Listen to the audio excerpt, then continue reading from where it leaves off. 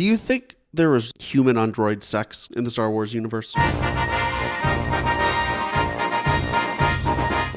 Greetings and welcome to the Mount Rushmore podcast. My name is Richard Manfredi, and usually I argue with my good friend Michael about the Mount Rushmores of life.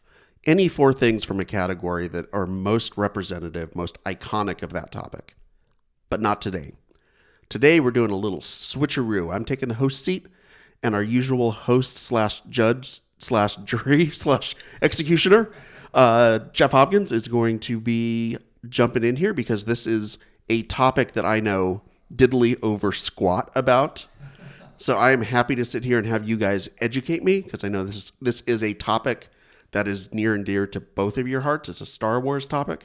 Jeff, it was your topic, so why don't you let us know what it is? My choice was second-tier Star Wars droids. I love this. I love the idea that within the Star Wars universe, there are tiers of importance of all the crummy little droids that run around doing God knows what. Droids are already kind of relegated to supporting cast, and these are the supporting of the supporting cast. I'm fascinated with the role of droids in the Star Wars universe because they are definitely relegated to second class, not even citizens, because sometimes they're treated as objects, sometimes they're treated as people.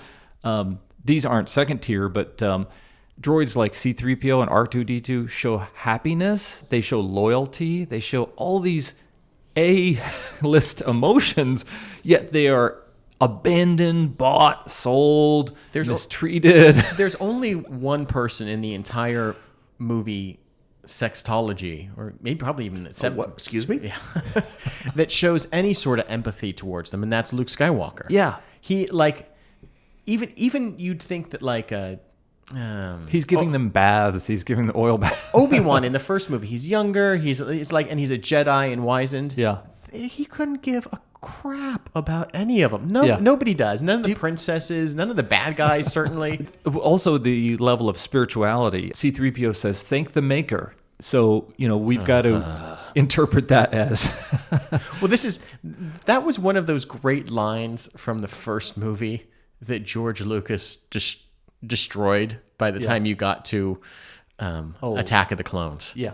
Where I guess it's cute that he's, spoiler alert, Anakin Skywalker invented C3PO and comes back to Tatooine, and 3PO says, "Oh, look, the Maker." And it's like, why do you gotta go and it's like he purposefully started needling his fans that have supported him with all of these bullshit lines that you're just like, a callback. Or we're going to do a quick aside where Obi-Wan Kenobi describes the Jedi Knights having existed for 1,000 generations. Yeah.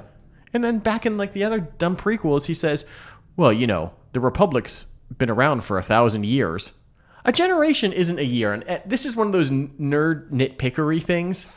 But those things kind of matter. If the difference between 30,000 years and 1,000 years is a long time in terms of tradition and history. And they're weird things that George Lucas screwed up. And for sure, I will mention some of those in this podcast. So, listening audience, you have a representative take on what I'm dealing with here.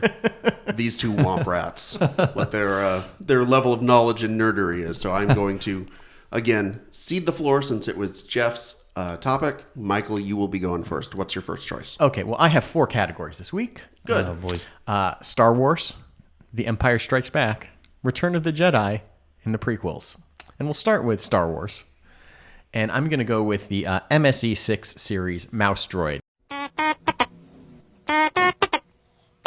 Oh, okay. And I'm going to show a little picture. Oh, we have a visual diagram or visual interpretation of it for me since I don't know this. And this, I would say, it looks like a Lego piece that's stacked on some wheels. I think that's pretty fair to say what it looks like. Yeah, the Mouse Droid was a portable Lego mover. They're actually featured in I think all 3 of the Star Wars movies. They're little kind of worker bots, little worker droids. They're also these little guides that kind of tell you where to go around the Death Star. Kind of lead stormtroopers here and there because it's the size of a small moon. Yeah, right. And they're kind of insignificant. They don't really do they're not important to the story. They don't move anything along, but they do provide some weird sense of humanity in like a little, toaster-sized thing on wheels. There's one particular scene in Star Wars where Chewbacca is being led to the detention center by Han and Luke, who are dressed up like stormtroopers. And one of these things is rolling their way. They're going to rescue the princess. And it's just rolling towards them, and Chewbacca just like growls at it. Yeah. And then it gets frightened and scurries away. Yeah. And the idea that like even this dumb droid, this little robot thing on wheels, has like the emotions of being afraid and can be scared and will react that way and has a sense of like perseverance. Yeah. I think was always endearing, and like that's just one of my favorite moments in the movie. And Chewie just kind of like shrugs his shoulders and looks at Han's like, what do you want me to do? So now the only droid I really know in life is or pop culture is Wall-E. So that reminds me Wall-E. of the Wall-E world, where sort of when you get on the main kind of cruise ship or whatever, it's where all the humans are. Oh yeah. There's all these little like worker drones that are just running around and getting scared, and the one that's like cleaning up after Wall-E all the time. So it reminds me of that, where it's like you said, it's not just that they have humanity, but they have all these distinct emotions. Yeah, they have these functions, and they have, they're these weird like little tiny gatekeepers of this universe that probably couldn't exist without them cleaning up these little messes and guiding people around. And it kind of just reminds you of all the different technology we have that operates our life that we wouldn't know how to do without. Yeah. Without this little... Yeah, just a little helper entity that is like I said, navigating people from one place to another. I think in some of the stories, I think some of these things kind of come together. They could lift something if they all work together at the same time. So it's like it's like an email notification that you take for granted. It's like, oh, I need to go do this thing. Oh, here it is. Okay. Yeah. What do you think they were invented for first? What was like the first use of it? Roller skates for Wookiees. Perfect. Even as a kid, I liked the art direction in Star Wars, but you could also tell when they ran out of money. And this was one of those things. And so if you look at it, it's definitely just kind of like somebody took a shoebox, spray painted it black, and kind of dented the sides a little bit. But yeah, there's some foam happening there. A lot of foam. Yeah. My first choice is the Gonk Droid. Wait, Gronk, the Rob Gronkowski, the football player? Makes a lot of sense now. I love the Gonk Droid. The G&K series droid. It's a power droid. It's a power droid. And one thing I love is just because it looks like the robot that the Little Rascals made, or the Our Gang thing, because it's clearly just a person with some kind of plastic trash can that's been melted a little bit on his head. It has like its legs are basically like the wiring that connect your dryer. Yeah, the dryer hose, the flexi dryer hose. And so it was definitely those, like, I can see George saying, we need another robot. And the British, props guy goes, okay, how much can we spend? And he goes, what's $5 in your money? £7. Coming right up, Judge. So I love this guy. And also because we've discussed the droids' place in this society of this expanded universe that Lucas created as not being at the top tier. They usually are servants. They're definitely treated like second-class citizens. And Gonk, we also seeing being tortured by another droid. So wait, when's this? Oh, in Return of the Jedi. You're a feisty little one, but you'll soon learn. Yeah. Some respect. So it's just like is it his feet getting singed? I forget what exactly. That scene is so dumb as well. Yeah. For a number of reasons, but. The EVD 99 torture droid that is torturing the Gonk droid refers to that as like its last like R2 unit or something, and it's clearly not. It's very clearly a Gonk power droid that he's displeased with. So they basically are just like, all right, let's put a droid upside down, let's burn its feet. There was something also when I was a kid seeing that, like. As a kid, I saw it as just kind of this cruelty, and then as there was something psychosexual about it that you realize, like, these two have some history together. So I'm looking at it right now. Oh yeah, let's get Richards. And it looks like a trash can with legs, like one of those square kind of school trash cans, or rectangular. Yeah. So it almost looks like if you had one of those rectangular trash cans, but like Oscar the Grouch was in it, and they would have Oscar the Grouch move and his feet would just stick out. That's sort of what it looks like. It's basically a walking battery. Yeah. You can basically just like plug into it and I guess charge your speeder. I do wonder what came first, his dialogue or his name, because he says essentially Gonk, right? Yeah, Gonk. And so I don't know if that's got to be just like a Ben Burt creation. Yeah. We mentioned him in our last episode. Yeah. When we were talking about R2-D2, but this man has more input into our lives in terms of like audio cues and like things that like create that sort of memory. I mean, so much of Star Wars for me is knowing those very precise sounds. Yeah. And I have I don't know if you guys came over to watch this, but I have like this old Star Wars. Oh yeah, we did the VHS tape of it. It was taped off of TV on like 1984, and you were there, Jeff. Yeah, I thought you were. I thought you were talking about a Ben Burt documentary or something like that. No. But so I have this old TV, this cassette version of Star Wars when it was on like CBS, and there are so many different like audio cues that I have memorized. I've seen it a couple hundred times. That like one memory or one sound leads directly into a commercial, and I can't watch the movie without hearing that sound and then knowing that it's going to be followed by a Mercury Topaz commercial. Man, by the way, that sidebar, that Mercury Topaz, that has some hot shit, by the way. That was like 1983's car of the year. The designer of the Gonk Droid made one vehicle. But getting back to like that gonk sound, like it would be just a nonsensical robot, but like just that small addition of like the gonk, like it adds a personality, it adds a humanity to this totally whatever. He cast him by the appearance of the droid could be kind of menacing. Ben Burt made him a very sympathetic character by giving him a limited language, and that matched his role. He was essentially a walking battery, right? Is that what his gig was? But I also wonder, why is he being tortured? What secrets were laden inside him that the torture droid's trying to get out? Like what? So, Michael, your second choice is under the category of The Empire Strikes Back. It's IG-88, the assassin droid. Yeah. You are mistaken to believe you will claim the rebel's reward for his location. I've been monitoring you. He's on my list for a couple of reasons. One, as a toy, he was the toy most likely to fall over because he was designed so poorly. He's a big, menacing... He's a tall, menacing droid that stands there looking menacingly on the desk on Darth Vader's... very Metropolis. He's standing next to something. Fett and... Yeah. He basically, that scene in Star Wars or in Empire kind of feels kind of like that cantina scene where there's a moment, kind of 40% of the way through, halfway through, where you're like, all right, let's throw out a bunch of interesting creatures that we can have toys of now. And he's standing next to, the human mummy, Dengar, and Forlom, and Zuckuss, and Bosk, and, fanboy favorite, Boba Fett, as just one of these bounty hunters that was brought in to help track down the Millennium Falcon. And he doesn't do anything except stand there and look kind of cool and have like these glowing evil red eyes and has this great gun, made a great toy. And, we talked about the expanded universe, and I'm sure that there is a deep history of his type of assassin droid and all of his kills, but like you don't see it, and it doesn't matter. He just needs to be cool and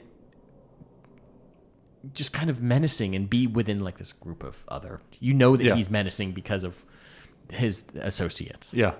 So, Jeff, what's your second choice? RA7 protocol droid.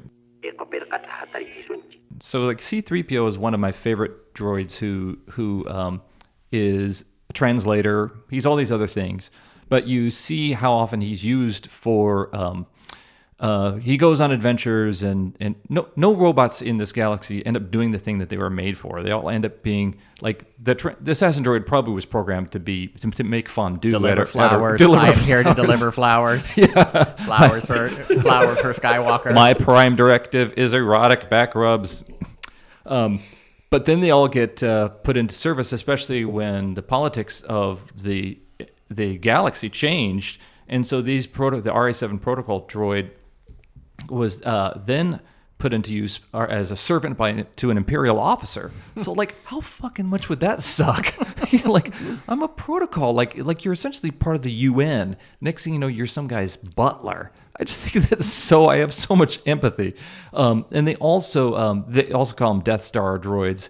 Oh sure, yeah. Yeah, but they kind of had kind of a spidery looking head, definitely or more insect-like. Yeah, which is I think one of the strengths and weaknesses. What I love about the universe that we discussed when we examined Star Wars is that it is very flawed, and it's such a big universe. It took so many people to create this universe, and I mean like people work in the film industry. So I always think like there must have been 300 people designing droids, and this character looks so different than C3PO or looks so different. Yeah, I'm looking Gonk. at it right now, and it's like this bug-eyed looking thing. Yeah, he's a bug-eyed looking Yeah. thing. Yeah. And he very much looks something more like what Ralph McQuarrie would have drawn, something very sinister. He almost looks like also a rendition of how people describe the aliens who abducted them. With these big eyes and weird insect appearance. So he seems more like something out of science fiction than space opera. So that's one thing I love about that guy. Anything to add silence. about him, Awkward Michael? silence. Or No, I don't. I mean, other than like being a cool look, I don't remember. Like he's kind of like IG-88. He's like, other than looking cool, he doesn't really do anything. Yeah. Like I'm sure that like he's, the expanded universe. There's a story behind everyone. yeah, I looked up one of the expanded universe things, and apparently Just shake your head. one of them Disgust. One of them turned towards the Rebel Alliance after a meeting with a different droid, and I don't know. All right, and with that, we are at the midpoint of the show. And so this is the time when usually Jeff will tell you about how much we really love you. And so I'm going to do that. We love you. We love our listeners. You guys have been great to us so far. Please keep listening. There are several things you can do to help us out. Go ahead and look us up on our social media. Just go to Twitter or Facebook or Instagram and just search for Mount Rushmore Podcast. We'll pop up. I don't know if we've got the Snapchat up yet. Still working on Still that. working on that one? Okay. I feel your stare. Your icy stare. So, where all of your fine social media is sold, make sure you look us up there, follow us, share us. If you like the show, let some friends know about it. And definitely always, if you haven't yet, go to your iTunes, Stitcher, however you access the show, and go ahead and rate and review us. We'd love to get some great reviews. It helps other people find us, and it also lets us know what you like about the show. So definitely reach out to us. We love to be interactive. We love to get suggestions. We've had a few listener suggested shows in the last few weeks, so we love getting that input. We love debating which ones you thought should have been on the list and which ones maybe of our list you thought shouldn't have been on there. So look us up. All right, so I believe we are on Michael's third. My third choice is from Return of the Jedi, and it's the BT-16 Spider Droid. Oh, wow. Now, this is going to break your brain, Richard, and I apologize because it's frustrating. Oh boy. So, I'm going to show you a picture of this So droid. it's a spider. Yeah, Okay. and inside the spider, It's like a brain. it's a brain. brain. It's a brain in a It's glass like jar being yeah. carried around by a spider body. Okay. See that picture? Do you see him back there? No, you don't. No, I don't at all. But that's him. The BT-16 Spider Droid is a creature, robot droid thing in the Jabba's palace. And once R2-D2 and C3PO walk through the giant doors into Jabba's palace, it immediately spooks C3PO. That's the only time you see it. However, you hear about it way back in the movie Star Wars. Oh, wow. When Obi-Wan Kenobi is deactivating the tractor beam near the end of the first movie, he distracts these two guards, these two stormtroopers that are just having this dumb conversation. They're saying like, "Hey, did you see that new BT-16?" And the other says, "Yeah, it's quite a thing to see." And then that's it. So, the expanded universe of Star Wars has decided to decipher that one dumb line of dialogue and turn it into a backstory for this brain in a jar in a spider body in Jabba's palace. And basically, these Bomar monks have decided that they're done. They're done with reality. They're done with feeling things. It holds like a Bomar monks. Yeah, there's a B, and like in all science fiction, there's apostrophe. Oh, okay, yeah. The Bomar. Yeah. So they're monks that Jabba took over their palace at some point, but they didn't care because their brains in a jar in a spider body. Whoa. So did they build their own spider bodies? Who knows?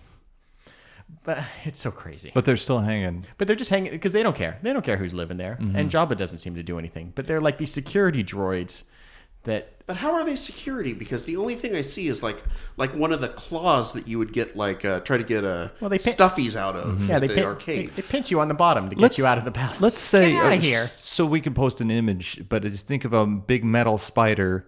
But then let's say you wanted your brain to be somewhere that wasn't easily shot by a blaster. Would you put it in a see-through glass? See-through glass right Orb? at the very Right at the front, dangling down like an egg sack or something. I put this one on here because we kind of touched on it earlier, but just the audacity of the expanded universe and what different writers and editors have come up with to flush out all of the dark nooks and crannies. Yeah.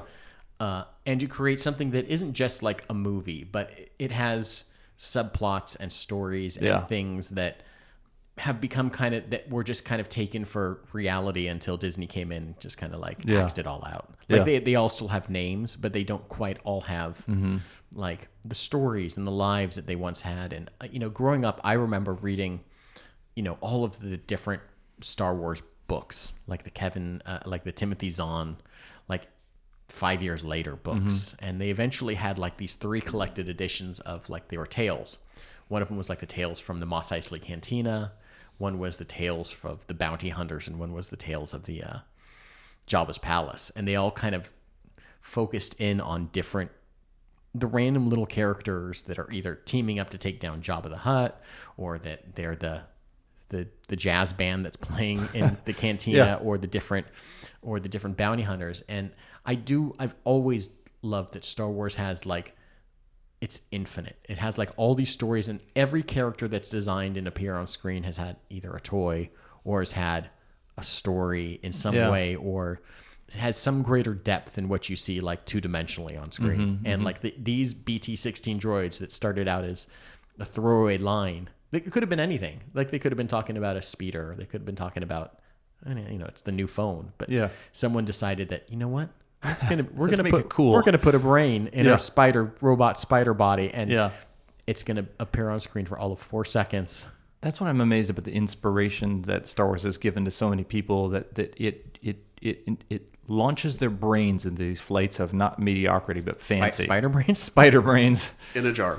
I also I feel like Disney does a good job of legacy preservation. So what brilliant people like Jim Henson and George Lucas have done with the company is give them their baby and say, take care of this and keep it from being meddled with, and let it flourish. And I think sometimes Disney does it in a way, maybe we're familiar with the Bible. There's Old Testament, there's New Testament. Some people don't believe in one of those books. there's stuff that's part of it, and they decide, like that scene in Mel Brooks, I've got these 15 commandments and 10 commandments. Commandment number 12 is put your brain into a robot spider body. Right. So they had to trim some of it. So Jeff, what's your third? Okay, so we've got those torture droids, and this is a healer droid, the 2-1B surgical droid. Sir, it will take quite a while to evacuate the T-47s. Oh, sure. So Luke got fixed up. Take care, sir. Yeah. Yep. And so I always think it's amazing that, within the Star Wars universe, we talked about how droids are relegated to second-class citizenship and treated as property to be bought and sold, even though they show great amounts of compassion for their human owners. And who could show more compassion than somebody who's repairing and returning to operational function, the actual human? So I always thought that was really cool. And as a kid, going into Empire and seeing that for the first time and realizing, or seeing that Luke was being worked on and Luke was in the Bacta tank, you know? Yeah. I remember that was such a cool thing, and then realizing that droid was the doctor, like that was or the surgeon, that was such a cool thing to see for the first time as a kid. So that's why I liked it. Do you think there was like an HMO plan? Or do you have It's gotta be. Did he have a PPO, do you think? A PPO. Or HMO? A 3 PPO. 3PO. Oh, boy. and Jeff, you are the winner of this week's. And the podcast here, folks, is not getting any better or any worse. The 2-1B medical droid, you know, I might have been confused earlier. You know, when we were talking about the Gonk droid being upside down and burned, and the torture droid referring to that one, he refers, in that same scene, that 2-1B droid is the one that's being torn apart as well. Oh, it is? Oh, God. He's up there on like the rack, and he's literally having like his arm or his leg like burned off or like ripped off, and he refers to that as like a protocol droid that 3PO's replacing, and they just kind of gave up at some point on like what the functionality of each of these robots is. Yeah. It's like they forgot. They made this movie a year and a half before, and they forgot what the robot did. They're just like, which is the amazing thing, because you've got like the last one you were talking about, the spider droid, which is this thing that was a reference, like a 2-line reference by Rosencrantz and Guildenstern. Yeah. You know, in Star Wars, and then they decided to bring it back with a relatively larger sort of. You actually see the damn thing, but yet at the same time they can't keep straight any of the functions of these things are. There is a certain level of care that drops off after Empire Strikes Back to Return of the Jedi and to the prequels. And it goes into my last pick. I'll get into eventually, but there used to be someone that kept George Lucas in check. And by the time that Return of the Jedi came around, like his producer from Star Wars and Empire, Gary Kurtz, had left. And he was going through a divorce, and his wife was like his editor. So there were certain like checks and balances in this kind of the Star Wars universe where it kind of kept him on track, and it kept him, you know, building his universe, but within certain constraints. And by the time you get to Jedi, you know, he brings in a different director, this guy Richard Marquand, who was a TV director, and Return is probably one of my favorites for whatever reason. I love watching it the most, but it's kind of the sloppiest, and some of the care that goes into that sort of thing. Like, take 2 minutes to realize that that's not a protocol droid. Yeah. Well, I think it was interesting. Now you mentioned that George Lucas was going through a divorce. I was wondering why that alimony droid kind of popped up randomly in the third movie that just went around every once in a while and nagging Han for about, your payment is late. Your payment is late. We will be going to court. There was 2-1B2 was a great droid, and he was like teamed up with that other weird. There was another droid. I don't remember what its call sign was, but it was like he was like the medical droid, and then there was like a surgery droid that was also teamed up with him. FX7. That's what it was. It had all these great arms, and like. You imagine that there must have been like a MASH sort of like relationship between like these witty banter, the two witty banter between the two robots. That are the idea that they keep humans alive, that they fix these masters who ultimately just kind of treat them like they're the refrigerator. It's so funny. So, Michael, you mentioned that we was going to go into your fourth one. So why don't we go ahead and segue? My last pick is from the prequels, specifically from Attack of the Clones. And it's everything that's wrong with the Star Wars prequels. And it is the WA7 Waitress droid, a.k.a. Flo. Here, I'm going to show Richard a couple pictures. Richard, that's Flo. Yeah, it looks like this looks like something that was built specifically to be in Disneyland. Does one she of the work rides. at Dexter Jettster's place? That's right. Yeah, okay. She is one of the waitress robots from Dex's Diner. Yeah. What a steaming pile of crap. It has a very Jetsons. Yeah, it really does. Yeah.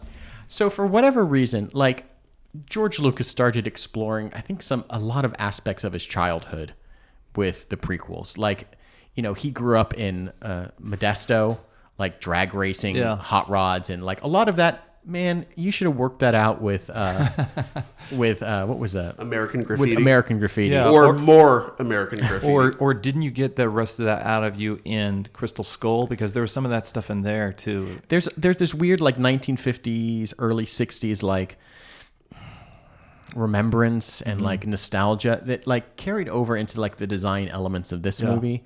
Well, I can see how the prequels were trying to show the before universe. And I get that. I really liked a lot of like Doug Chiang's like Art Deco design. And I thought that it really did capture a universe or a world that before it kind of fell into, fascism and disrepair, and it got all harsh and broken. I do like that there was like this golden age that was just right on the edge of falling apart. But like there are some things like this droid, which is set in like a 1950s diner. Literally, it has like those vinyl seats where Obi-Wan goes and visits his old buddy, the four-armed monster cook that has like a dirty dish rag for an apron, and this dumbass robot named Flo. And it talks, and like its voice is, imagine what a 1950s styled robot named Flo sounds like. That is exactly what this goddamn thing sounds like. Does this thing ever tell a patron to kiss their grits? Is this that Flo? Kiss my space grits. There we go. I'm looking at this thing, and it makes me, because again, to explain it, it's got like a short skirtish sort of thing. Yeah. Which I don't know why. So, to know it's a female. Yeah, so it's a female, and it's got legs sticking out with like a single wheel. And it just makes me very angry and kind of horny, but mainly angry. And like so much of like the prequels ended up being gave you that sort of like reaction where just like, why does that do that thing that you do? Yeah. The one like they had these spider droids, and like even the dumb like I was going to choose the like droid army droid as but they weren't really like second tier. They were like throughout all three movies prequels, constantly. Yeah. They were a major character. But it just they serve like this thing serves no real purpose other than to just make you mad. Well, think of our first prototype for a drinking establishment, a watering hole where people would go would be the Mos Eisley Cantina, and think of how much that didn't fit into a stereotype necessarily of a bar that you might have been to. There was a bar, but it was a light up space bar. Yeah. So it did what a lot of the first movies did, was raise more questions. It tried to compel you with questions than it did to comfort you with similarities and analogies. So if Lucas sat down with the designers and said, it's like a good old fashioned diner. I think what also ended up happening was like I said, there was no checks and balances at that point. His producer for the prequels was this guy, Rick McCullum, who basically said, oh, sure, whatever, it's great. He rubber stamped everything, and everyone rubber stamped everything. Yeah. And there are stories of people that would work there, and basically you just did what George Lucas wanted you to do. Yeah. And that was it. So if he was like, no, I'm imagining this is a 50s diner, you would be like, maybe something else? No, this is what it is. Okay, well, you pay me, and you pay me well, and I want to continue to work for a long time on not only Star Wars, which is ultimately everyone that works at like ILM has grown up wanting to do Star Wars. Yeah. Like if I was to get a job doing Star Wars tomorrow, I would do it. Like, I don't know in what role. I guess being a power guy in a power droid costume that walks around. Right. But like that's one of those weird things where it's like, I remember like seeing like making ofs for like the new Force Awakens, and what's the guy that's from Shaun of the Dead? Simon Pegg is just like thrilled to be in a fat guy suit under this in this hot latex. Yeah, Daniel Craig is one of the stormtroopers. You just want to be involved in it, and so there's when the creator is like, well, I'm gonna have and it's gonna be a droid named Flo. People are like, okay, George. I am of two minds about that. One, I feel betrayed by the guy, but also, so here's a guy with crazy ideas, and nobody believed them to begin with, and that succeeded. Now nobody believes them later, and that's why he's failing. So I can understand his mentality. Like, here's a guy who succeeded when everyone was telling him the genre was dead, that you can't spend this much money, that none of these effects techniques are going to work with computers. How is that going to work? So you're telling me it would be like, I'm just throwing this out here, if like there was someone running for president who was like a celebrity and had no experience, and everyone told him, this isn't going to work. You're not going to make it through the first primary. And then he did really well in the opening primaries, and then everyone said, well, this is a flash in the pan. And then he kept going on, and eventually he would believe that he could say anything and get to be president. George Lucas is like Ted Cruz. Wait, what's that? Yeah, pretty much. Is it too soon with these jokes?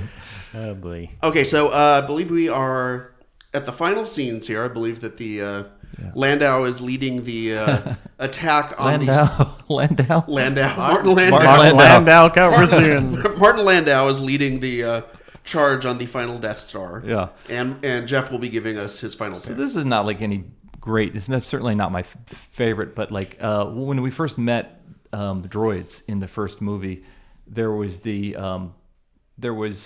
who's the red one? R5D4. R5D4 who malfunctions, and Luke looked at all these droids. I think it's kind of hot rod things that he can tinker with, but they're all like these tools to do work on a farm. But we know George Lucas was a hot rodder, and so maybe a gadget head. So Luke knew he had to fix all these things and deal with all these things. But Uncle Owen, I think, saw them as just like it's just like buying a shovel or something like that. But the Treadwell, Wed Treadwell. I remember looking at that droid and thinking it was so different in design from these other kind of rolling trash cans, and thinking it actually did remind me of some of the sci-fi things that I had read.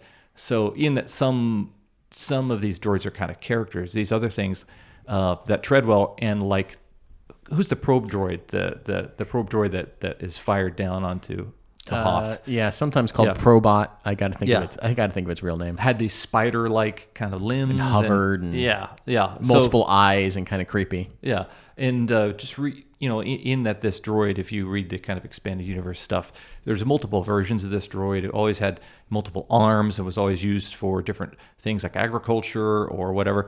And they broke all the effing time. So I just love that these Jawas just go around finding all these droids that are just 1 second away from breaking and selling them to these poor fucking water farmers. They're like a used car salesman. They're totally like Matilda's dad, just putting sawdust in the droid's transmission. Yeah. And it's so fun to think of like these droids as just being these hapless, poor little things that just get lost. They blow a restraining bolt and they wander off into the desert, and some Jawas grab them. Next thing you know, they're working at a fucking vapor farm. Like, oh God, kill me now. Oh, Treadwell, he's a great. He appears later on in like Empire. He's like humping around on top of the Millennium Falcon trying to fix something, and like he gets like Han is trying to solder something, and then he's trying to give it directions, and Han's attention turns away, and then the thing's like, and he's like, hold on a second, I'm talking to Chewbacca here, or Luke. Chill the fuck out here. And then the robot just kind of moves along. It's like, F you. I'm not waiting around for you to give me more instructions. Ironically, human. If you ever see some MIT thing, they look kind of like actual robots that are being made. Just some arms that do stuff. They're just like a tread and a pole and a pair of like binoculars on tap. So who would win in a battle bot between any of these four that you each mentioned? Which one would be most battle bot? IG-88, the assassin droid. Yeah, probably, right. He's just chock-a-block full of guns and lasers. Clearly he was a droid by complete manufacture, but like one thing I think is fascinating, maybe bookending my initial commentary on droids and their position in the universe, is that primary characters like Anakin and Luke, ultimately a percentage of them becomes droid.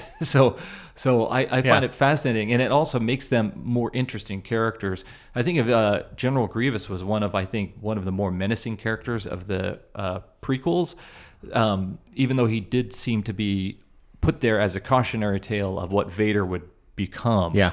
But I do find it interesting in that some of the most dangerous people are people who are both droid and person. And why did I start saying that? Oh, yeah. BattleBots. Because IG-88 is the most, I think, humanoid of some of the very, very T-1000 looking a little bit. He does, yeah. So this is the point where I will give my choice, which was really frightening to me because I realized about 5 minutes before we were taping that I had to do that. And again, not very well versed in the Star Wars droid universe. So I actually picked one that was previously mentioned, not as a pick, but the R5-D4. Oh, I love them. So let's talk about this. Sure. Because this is like... Which aspect, canon or legends? Well, just about... His secret motivation? No, I don't give a crap about I that. feel like he's the Andrew Ridgeley of droids. Yeah, like he could have been big. Or the other guy from Tears for Fears. Yeah. Well, there. Roland Orzabal. Roland Orzabal, yeah. So there is a whole other movie that could have happened if RA7, the one with the bug eyes, like hooked up with R5-D4 and went off with Luke. Like, or what happens if maybe like on the next moisture farm over, those two were sold to some other to some Rebels or to something. some other rebels or some other like Imperials. Like, well, what's like? There's a whole other movie with those two crappy robots that look just like R2 What's and 3PO. I'm totally blanking here. Luke's best friend who he used to... Biggs. Do you think Biggs wound up going back and buying him later? And like we just don't see that story. It's love because it's always like the second banana thing. Biggs puts into R5-D4 some plans for some killer queso dip that must be protected. If the Empire gets a hold of this, guard it with your life, little droid. He instantly blows up. My dip recipe. R5-D4 is great. Yeah, there's like nonsensical expanded universe about how he was actually also a rebel droid and he self-sabotaged himself by blowing up, knowing like Come on. Yeah. all this Now stuff. I always wondered, by the way, did R2-D2 like somehow fuck him up? Like, Oh, yeah, did like, he did do he some- screw him up on purpose? Like Short him out yeah. or something? He's on a mission. He's wily. He's cutthroat. He'll do anything to win. I wouldn't put it over. I wouldn't put it past him. I just was wondering R2-D2, what he hero did. of the rebellion. So he's the Tanya Harding of droids. Yeah, R5-D4 is just you missed. They cut out the scene where he's laying there going, "Ah!" My motivator. All right, so it is time for me to come to a choice. And before I do that, I will go ahead and recap the choices from our two combatants. So Michael from the Star Wars, had the MSE6 series droid, aka the mouse droid. He also had the IG-88 assassin droid, the BT-16 spider droid, and the WA-7 waitress droid, aka Flo. Do you think that's where Flo from Progressive got her name, by the way? And then Jeff had Gonk, had the Wed Treadwell repair, the RA-7 protocol droid, and the 2-1B surgical droid. And this is, now I know why we have ties sometimes. Yeah. I get it now. Yeah. This is not going to be a tie. Okay. So I loved both of your choices. I am going to go with Jeff, though. Holy shit! Really? And I am going to tell you why. I love the fact that I think Jeff's kind of showed the humanity and the inhumanity that is in the Star Wars world. You have everything from the Gonk that is getting tortured, getting his feet put on fire or whatever is happening to it, all the way down to the surgical droid, which is the exact opposite. It helps to repair people and serve as a healing droid. And notice we don't really ever see... I guess we see the droids... I guess whenever like R2 or C3PO gets all fucked up, don't they have some other droids fixing them? Oh yeah. Well, R2 puts 3PO back together, and then he does. Yeah, it does. Yeah. And Chewie puts 3PO back together. Yeah. In the same movie, and then I guess R2 gets his head blown apart a number of times. I've got some Those poor erotic droids. fan fiction that is all deals with that subject. So much erotic fan fiction. We'll put it up on the... No, we're not going to do that. So anyway, Jeff is the winner of this week's podcast. So congratulations. I picked the subject and I won it. Oh my god! So I hope you're standing off to the side, not getting a medal like Chewbacca. Just raising my arms in anger. So this has been the Mount Rushmore podcast. I hope you guys enjoyed it. I'm Richard. I'm Michael. I'm Jeff.